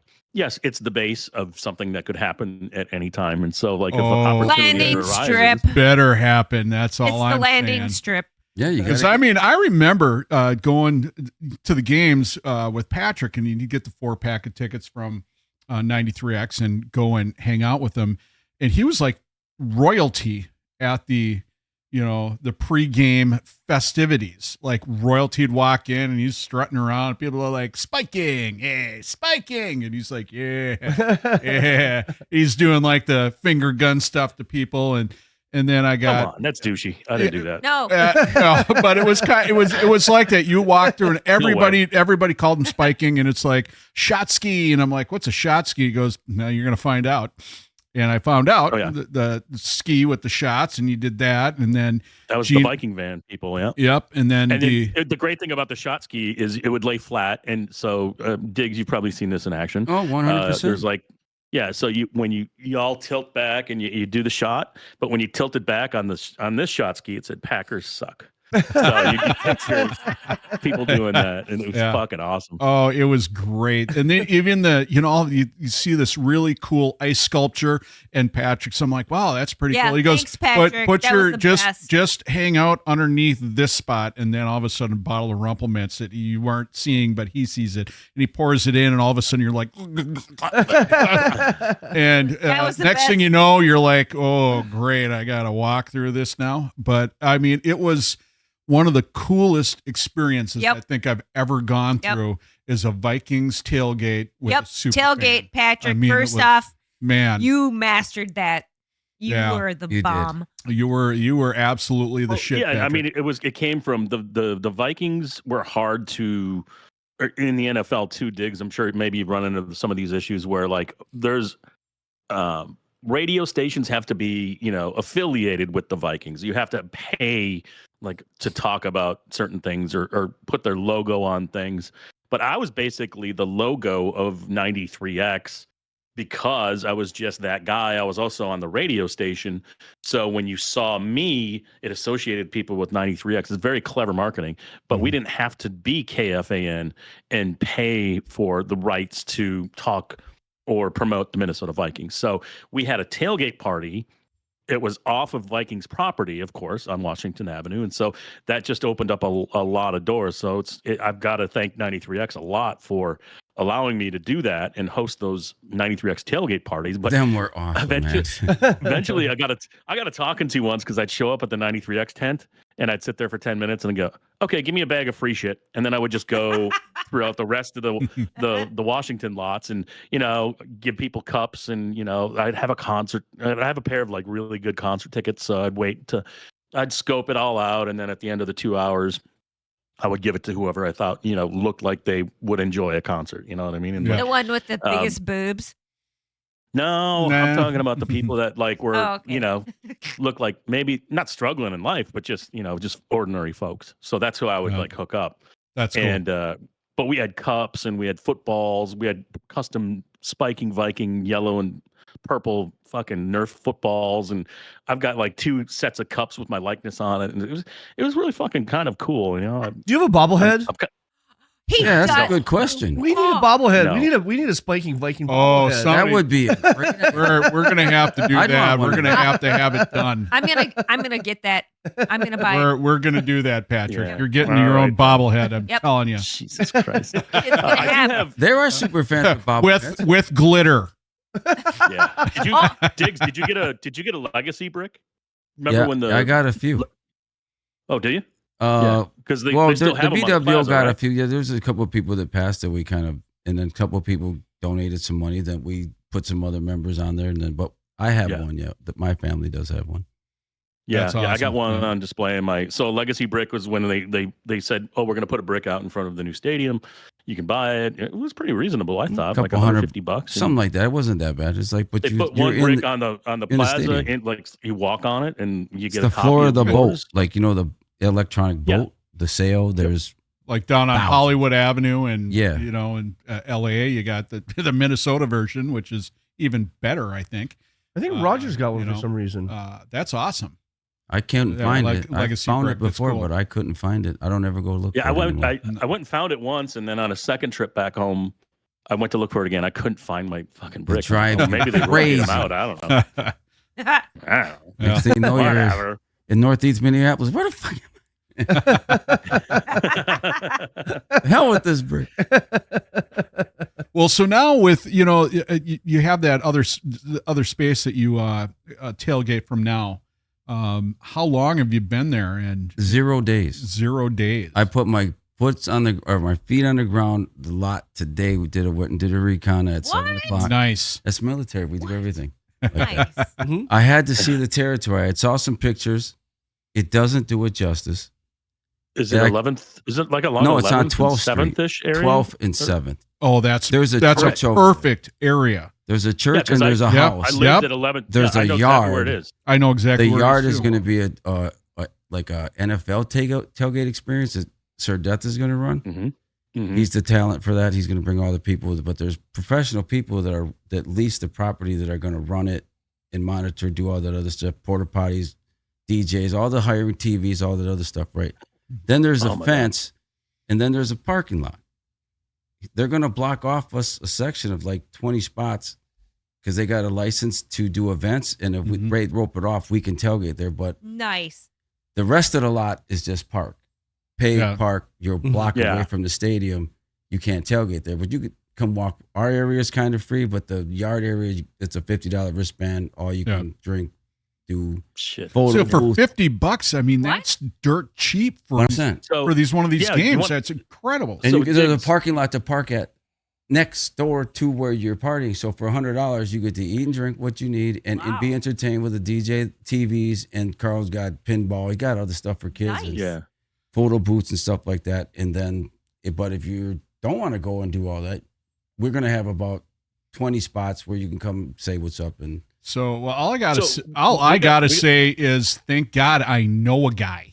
yeah, we got lucky. yeah. Well, This guy was no, we almost gotta in talk retirement. about- We got to Yeah. talk A week about ago. Carl a little bit. But I asked him to come on, and he's like, "No, go fuck yourself. You're a piece of shit." No, he didn't say that. He's No, he just very didn't. private and busy, so he No, doesn't answer exactly. messages. That's. I'm no, also he like answered his me at least. secretary. I was surprised he. Hey, could you actually tell answered Carl? I'm me like, to yeah, say I guess I no. can. No, but Excuse me. Carl is a unique human being, and I've met him a couple times, and one of them was that TCF Stadium game I went back to in 2014.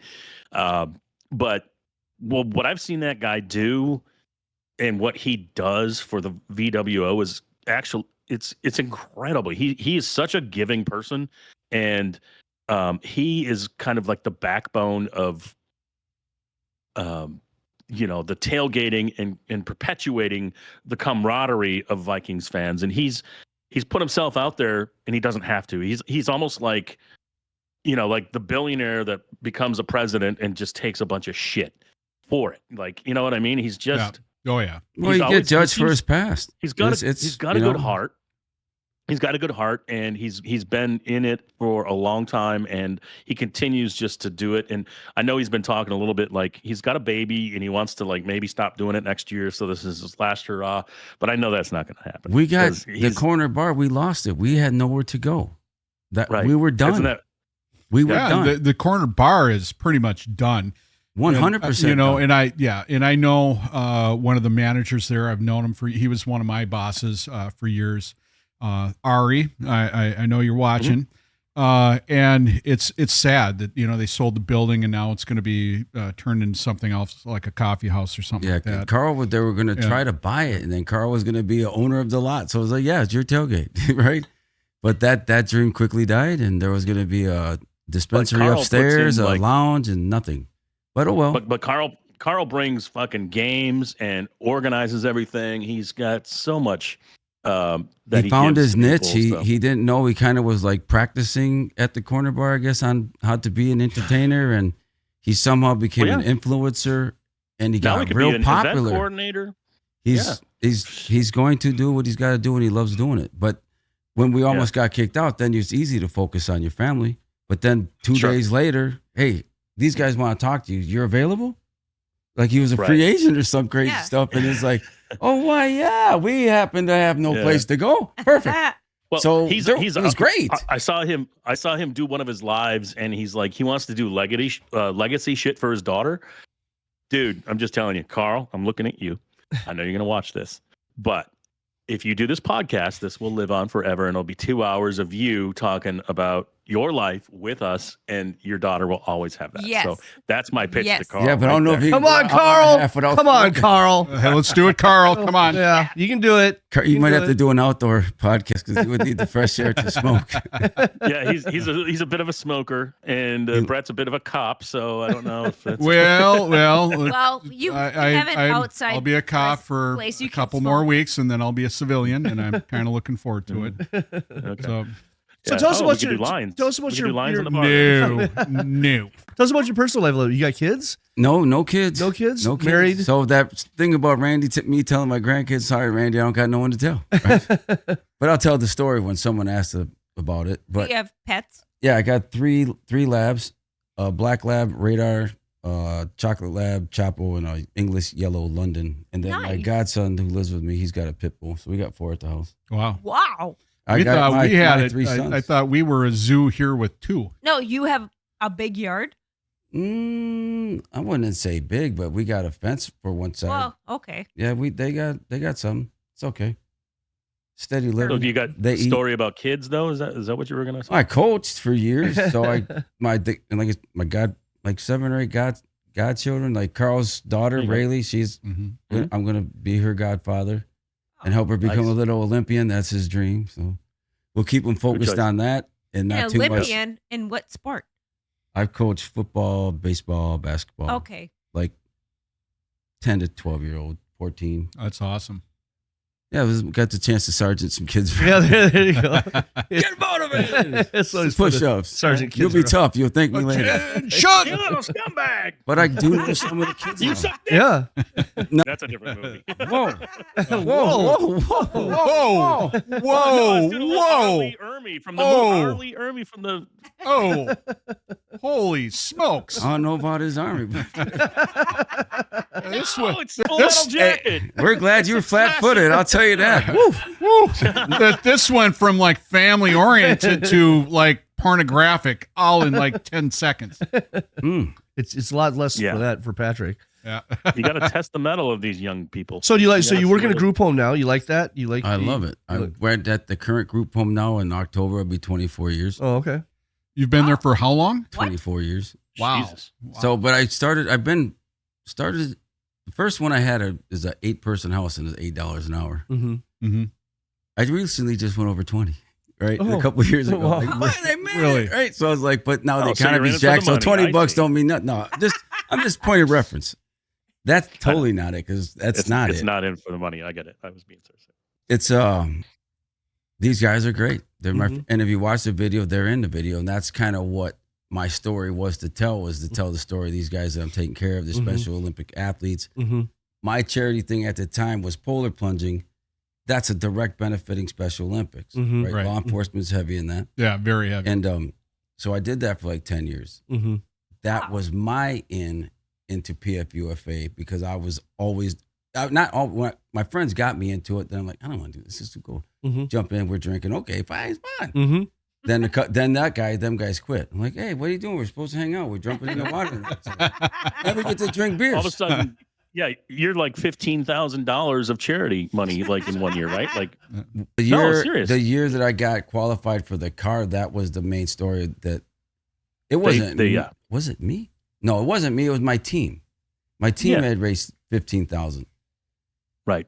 Me myself, I just wanted to make the $75 to qualify. That's all you needed to jump. That's all I needed to raise. Guess I can pay that myself. I don't like that bug people for money. I don't make a lot of money. I don't know anyone's money situation. I'm not doing that. But the team did. Raph was a pretty cool guy. One guy raised $3,000. So I'm like, I'm glad you're on my team. Pretty good. And then but the Special Olympics was the beneficiary of that charity. These guys were all in Special Olympics at the time. So this is how you're getting to pay for the medals and volunteering and all this stuff. So that's what I wanted to do. That was my charity aspect to get into that club because I was a super fan. I learned to stop arguing with people for no reason. Sure. Well, I got to tell you, a lot of the things that, I've done within law enforcement is very community oriented. Right. I mean, and nowadays, even when I started, it has to be community oriented. You have to work with the homeless action initiatives. You have to work with community, people. You have to. It's just part of what you do because people are less fortunate. And I think it's just amazing that someone that just steps into this role like you, just not even asking to do it. You just do it. People like you in my realm are few and far in between. It takes a special person to actually want to do this kind of stuff, and it takes even bigger person to love it, to know that this is my calling and I love doing this. And I don't see that every day. That's one of the things that when I talked to Patrick about you, he told me about you and the stuff that you did, and I'm like, God, we gotta have him on the show. Because I don't see enough of that in the world that I work in, and my hat's off to you because it's incredible. You're an incredible man. Yep, you are for doing this stuff. And I just want to let everybody know out there that this is a selfless act to do these things, and it's the toughest thing in the world. It is. It wasn't always selfless because when I go there, them guys would have to have evening activities, right? Right. I work 1 to 10 a lot. If there's a Viking party going on, hey guys, want to go get a hamburger? We can go meet John Rand, or we can go meet. No, but that's Cindy part. Rice. But that's part of the deal, though. That's it is. Part of the that's the perks of the job. That's the perks of the job. And they pay for my hamburger. Yeah, exactly. But it's really it's something special. Yeah. You are somebody special out there. And, a world of people that just do the same thing every day, and they're looking at the next better thing. You're not looking for the next better thing. You're looking at really impacting someone's life. That's the next best thing from you. And I think it's incredible. And I'm so happy that Patrick, really pushed to have you on because he kept pushing me too. No, after knowing the type of no, I'm not interested. I'm like, we'll find. No, but I mean, I'll tell you, I'm a sergeant at a local, police department. I'm not going to say which one, but the department I work for, we deal with a lot of homelessness. We do a lot of people that are underprivileged. It is the mentally ill. And mentally ill. Yeah, it's lost. It's a community that is lost. That everyone I think needs to chip in and be a part of. To help people up. It doesn't take much either. And it doesn't. And I really do. I believe that you have to be able to chip in and help people up. You don't have to pull them up. You don't have to do things for them, but you have to help them learn how to help themselves. Just a little bit of recognition. Right. And you have to give yourself, you have to put yourself into it. You have to give something up and put it into it. And give them some resources. Right. And the thing is, when I see people like you, it makes what I have done worth it. Because, we're not alone in all of this. We really aren't. And that's just amazing. And it's the same thing with what Stacy does and with what you do with people that are underprivileged. They have mental problems. They have, problems from family. They feel lost and alone. And you guys are like the beacon that pulls them together. So thank God there's people like you out there. Yep. And thank you for being on the show. And then thank you for your service too as well. Thank you for your service. So, all right, I'm off my soapbox, but I just wanted to, I needed to, but I really wanted to acknowledge that because it's a big deal to me. It's a really big deal to me. Diggz, you still doing the polar plunge, or you No, I passed that torch. A Packer fan, actually. So she could do get some charity chops under her belt, because I think she wants to be in the P.F.U.F.A. as well. I was just gonna say, I just want to jump on what Brett just said. So is there a charity or something in mind that you need this year? Because I'm thinking, like, you know what? No. I don't know. I don't want to speak for Brett or Stacy, but I think we can handle this. I'll pledge $50. I don't know if Brett wants to and Stacy wants to join me, make it $150 to whatever charity that you have that comes up this fall. Because there's always like a kid in need, a kid that's in a hospital. Yeah, something that comes up that a lot of that shit. You feel that. Well, we have a charity event coming up at Home Opener that they do something, toys for. It's called Caring for Kayleen. This one lady, Sarah Oberman, partners with them, and we used to do shows for them, the kids, and we'd show up in our costumes and all that stuff and play bingo. And this one little girl wanted her birthday wish to be toys for the kids. Mm-hmm. She died. So we wanted to honor her name by continuing to get toys for her to give to the kids. So that's what we do every home opener, is to raise money for that. There's links and stuff. I can tell you some of that, but that's what they're doing stuff for getting them toys. Yeah, to the kids. That's all they got a list of stuff they need for it. There's some, but I'm not the logistics guy anymore. Sure, I tell I'm the talent. I just show up and say hi. Or find somewhere to go smoke and chill. But we got great people that know how to do all that stuff. Yeah, just let us know. At the Bar podcast, and Brett, sorry if I'm speaking out of turn, but At the Bar podcast should donate something to absolutely the Viking World Order. And I know, doesn't Purplelicious do like bring your coins right before the holidays too? She buys kids. I coined that phrase for All Coins Matter, and all coins matter. Yeah, because whether you give a dime or a nickel or $20, it's going to help you some way. Mm-hmm. Right, so we would just put a jar. Still? She runs a Purplelicious Christmas, or she teamed up with someone that does something for families, and they pick 3 families and go Christmas shopping for. So she always raising money for that. She's a superstar. She's one of our best charity people in the VW, along with Sarah, my wife, Lisa Tigan. They're the backbone of the VWO. That's awesome. We used to just that's what I wanted to drinking beers. Emphasize is you guys are more than just getting together to. Now we are. We had to grow up a little. We had to grow up a little bit. Right. But you guys do great things, and you're part of it. And that's what I was telling Brett. You're like, like it or not, you're vice president of the deal, and you're one of the backbones. But I took a couple of years off, and now I'm back at it, like about a week ago. And a week? But yeah, I took a long time off. A week is a long time off? No. I took a couple of years off. Then he came back a week ago. I've been working on my sobriety, my health, my spirituality, stuff like that. And but now it's like, no, they need someone to be, because the president lives far away, not real tech savvy, so he can't really communicate, stay in touch with everybody. But I got the heartbeat here. Mm-hmm. Well, and that's and that's one of the things I was saying. Like, the world needs people like you to kind of push the stuff. Because it's not everybody's built to do it. Their heart's in the right spot, but their action isn't they just don't know how to do it. And, I'm glad that you're doing it. Me too.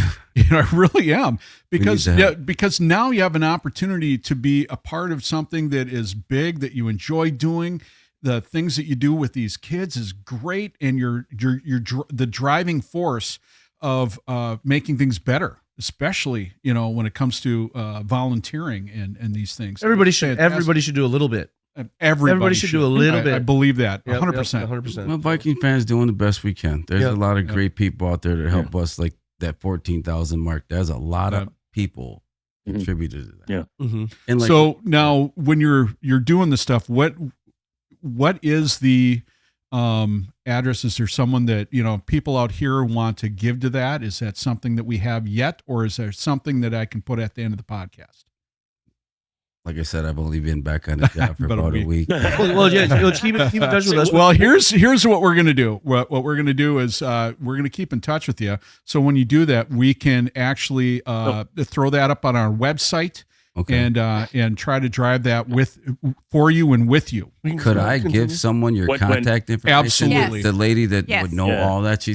I just got the whole roster of the VWO. My wife downloaded a file and then printed it. I'm like, holy cow. When I left being VP, it was only 300. Mm-hmm. There's almost middle 600 something. Wow. Like, holy jeez. But we'd love to be a partner up with you and push this. No, I tell you what, when Carl comes on, he can give us all the info. He'll know some of that too. He is incredible. He's like his busy. Community. We've had some people pass recently. My wife's dad passed and a dear friend of ours passed. Carl's Community is like 20,000 to both people in like 24 hours. Whoa. And like Carl qualifies for P.F.U.F.A, but his past says he don't. And that sucks. But he's that guy. Well, and that's one of the things that when we started this podcast, one of the things that the three of us talked about, Stacy, Patrick, and I, and even Gene, were like, we really want to push this volunteer kind of stuff, push, things just helping people out, to help people out. Yeah. If the platform gets big enough, let's use it for good causes. I mean, that's the whole thing. Right. I became a police officer not because I wanted to, be in the action and doing that. I just wanted to make a difference because I was a bartender for so many years that, I worked in a 4x4 box, basically. People had to come in and see me. I couldn't change anything. I could make you a drink, I can serve you food, but when it come to making anything, a difference, the only thing that I did was St. Baldrick's, where I'd shaved my head bald to give for charity for kids with cancer. And I wanted to do more. And that was the driving force. Start. Right. It was a great start, but I wanted to do more. And part of that was becoming a police officer and quickly moving into homeless initiatives and, trauma-informed interviewing with people and helping people. That was the big drive. So what you do is 10 times more than what I ever did. And I think that's just incredible. So I think it's a really big deal for At the Bar with podcast to be a part of, change and doing that, try to get people to help us help you. And we'll talk more about it, about trying to help you out with your charity. Come to the tailgate lot. Absolutely. Yeah. So where's the tailgate? Where's the tailgate for people that might want to show up? 1212 South 7th Street. 12 South 7th Street. Yep. So just it's a block away. The back Park, in the back, around the back. It's on the back side of the stadium, not the big glass side. The back other side of it. It's a right. Yeah. Because I used to live on 1111 7th Street, and it was right behind my apartment building. Then you know exactly where it is. Yep. Yeah. There's a church, so it'll be at the intersection of like 7th and 12th, and then just walk east, like you're gonna go or pull in park to go to St. Paul, and it'll be on your left or right hand side. But yeah, you'll see it.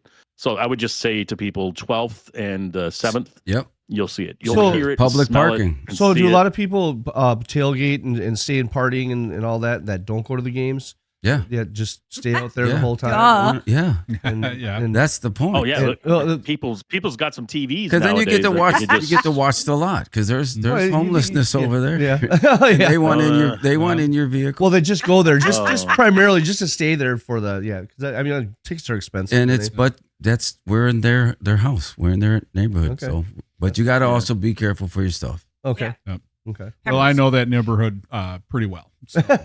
I'm sure you do. But here's a life hack tip: don't take your charcoal and dump it out underneath your car because the gas tank will explode. That's a nice parking lot. You don't want to do that. That happened on Washington Avenue. That was one of the reasons they stopped doing that. But you guys had the liquor store in the parking lot. That was the craziest drunken party of all time. That's why I'm like, being a Viking fan is awesome. I like drinking beer. Army guy, 22 years old. I used to show up at to a game with a handle jug of Captain Morgan white rum, the white stuff. What's your longest party? How long did that go on? Oh, I was one of the founders of overnight gating. Oh, I was the guy. I would get me or 4 or 5 people. I'd get there. I'd have to do it. Okay. And sometimes you're sitting there by yourself looking stupid, sleeping, and then your friend pull up, then you have a beer with them, and then you get a couple hours of sleep, and boom, you're ready to go. Then you stay at. Then how long after the game? Stop doing that stuff. You get home about 6. You get home about 6. That's a long party. Yeah. Oh, that's a long party. Yeah. And your liver does not like you the next day. A lot of dumb stupid stuff.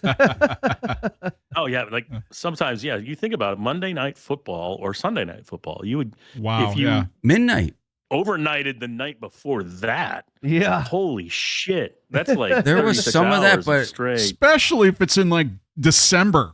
Are you kidding me? You better have the heaters going.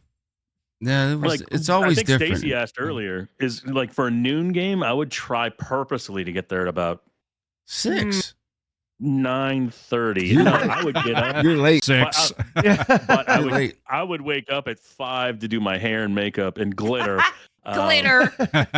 By out the door at 6:37, and then I was like, yeah, sometimes it's not a good idea because I'd have to watch the game on ESPN the next day. So, the funny thing is, I would be in a complete blackout at noon. I'm like, okay, I got to get there at 9 or 9:30. That's because your liver was doing the crappie flop. Well, it was kind of funny because I remember once it's like, all right, Patrick, we're gonna meet up with you. When? He's like 6 o'clock. I'm like, no. And he goes, okay, 9:30. Silence. He goes, 10. Okay. We'd always go park. I remember walking. We'd park by the river or whatever. We walk to the games, and there's this girl. She's in a chair in the middle of, and she's just passed out, throwing up. I'm like, and this is like 10 o'clock, and I'm like, what a bummer, man. She must have been partying with you the night before. It's like, no, we never threw up. No. I never have, but I've seen somebody right in their seats. It's all about pacing yourself. It is. But when you're young, when you're a college kid, you go to a college party, you get the $5 cup, or back when I was in college, it was 3. And you gunned them down, and then you passed out on the couch, and the next day you don't know where you're at. Mm-hmm. There's a pizza box stuck to your face, and you have no idea what's going on. People written all over your face. Oh yeah, and you're wondering why your underwear is crunchy. Right. Wow. But you learn real quick. You'll know that she has no filter. Yeah. But you learn real quick to pace yourself. Yeah, that's what you learn after not. And then after a year of college, you're watching the younger ones going, "You are so done." No, you say, "I've been there, done that." I've been there, not doing that. Everyone has to learn those tough lessons. Tough life lessons for sure. Yeah. Mm-hmm. Well, thank you so much for coming and joining us. Yeah, this was fun. Awesome. Was it fun? We're happy to have you on, and again, we'll talk a little bit more after the show, but I want to get some pictures of you and Patrick. Right. We're going to put on the end of the podcast so people Patrick, can see. quit signing off before we take pictures. Yep. I want people to see what true Superfans. Yeah. But what true Superfans, how they dress back in the day. I mean, I've got a picture of Patrick when he first started doing it, and he was like biting this necklace, and it was breaking apart, and it's got this huge mohawk. Patrick. All right, you got to see this, folks. That's the new age stuff. That's the new. This other stuff was legendary. Yeah, and it was one of the coolest pictures I've ever seen. I'm like, now that is a super fan. Yeah, sure. Pioneer, man. Yeah, absolutely. He'd give that horn hell. Thanks, guys. Sweaty face. All right. You got down, boy. You got down. You earned your uppityness with P.F.U.F.A. Oh, thanks, man. I appreciate it. I'm definitely going to go back if they're all going to kiss my ass. No, they are, but you got to, man. We need you there. You are OG. I will walk as far as I can, but I have a never mind. I'll walk the parade. You can get on the parade if you're injured. Trey Miller does it all the time. The guy that does his Viking time. Well, I got an artificial hip. I should probably take it easy, but you know what? I'm probably going to get fucking on the train. I'm not even going to the parade. I didn't go last year. I'm boycotting the parade. Why? Because I don't have to. You don't have to as a member. Nice. You don't. It's voluntary. Well, no, I would.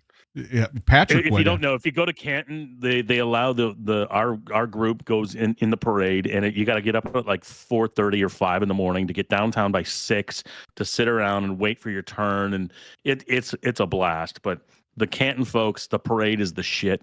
It is. Hall of Fame players are in convertibles, and that's their main chance for people to see them without going to the ceremonies or all that stuff. But yeah, and they're starting to utilize more of the Superfans into the Hall of Fame activities. They call it like a fan fest or something. They wanted volunteers to do it, and there's a Texans and a Bengals Superfan went, and I think a Redskins went, and there were some fans that got to walk in the parade with the convertible. And them are the P.F.U.F.A. members. There's a lot of elite, cool fans, and they're all got charity stuff, so they're all doing that. That's pretty cool. I have 8 different Jared Allen jerseys, and I should have fucking been there this year, but you should have, but you didn't. Yeah, I know. All right. Yeah, but you're a piece. We'll turn some things around, Diggz. Come on, man, we're waiting for you. All right. Well, folks, thanks for tuning in this week with Diggz Garza. Viking Superfan, thank you for being on. It was awesome. I couldn't wait to see the show, to be a part of this, and to see the fun that we had tonight. So thank you for showing up, folks. Thank you for tuning in, and make sure that if you like this show, they hit like, share, subscribe, and send it off. And Skull Vikings. And Skull Vikings. Skull. When is your first home game tailgate? Boy, actually, if I was a better fan, I'd know that. September. It's against 14th. Atlanta. It's a Sunday night. It's against Atlanta, the second game of the season. September 14th. September 14th. Yeah. September 14th. Yeah. Boy, I'm glad I looked that up. All right. Okay. All right. So, folks, make sure that you are checking out the tailgating. Yep. September 14th. See you in the parking lot. We will see you in the parking lot for sure. Next week, we're going to have race car driver Mark Leisure on, which is going to be great. The guy, get the fuck out of here. Absolutely. He does, he actually builds engines and he races them, and he's a race car driver. So this is going to be great. Cool. And again, Diggz, thanks for being on. And folks, we will see you next week. Peace. Peace out. Goal. All right. That was pretty cool.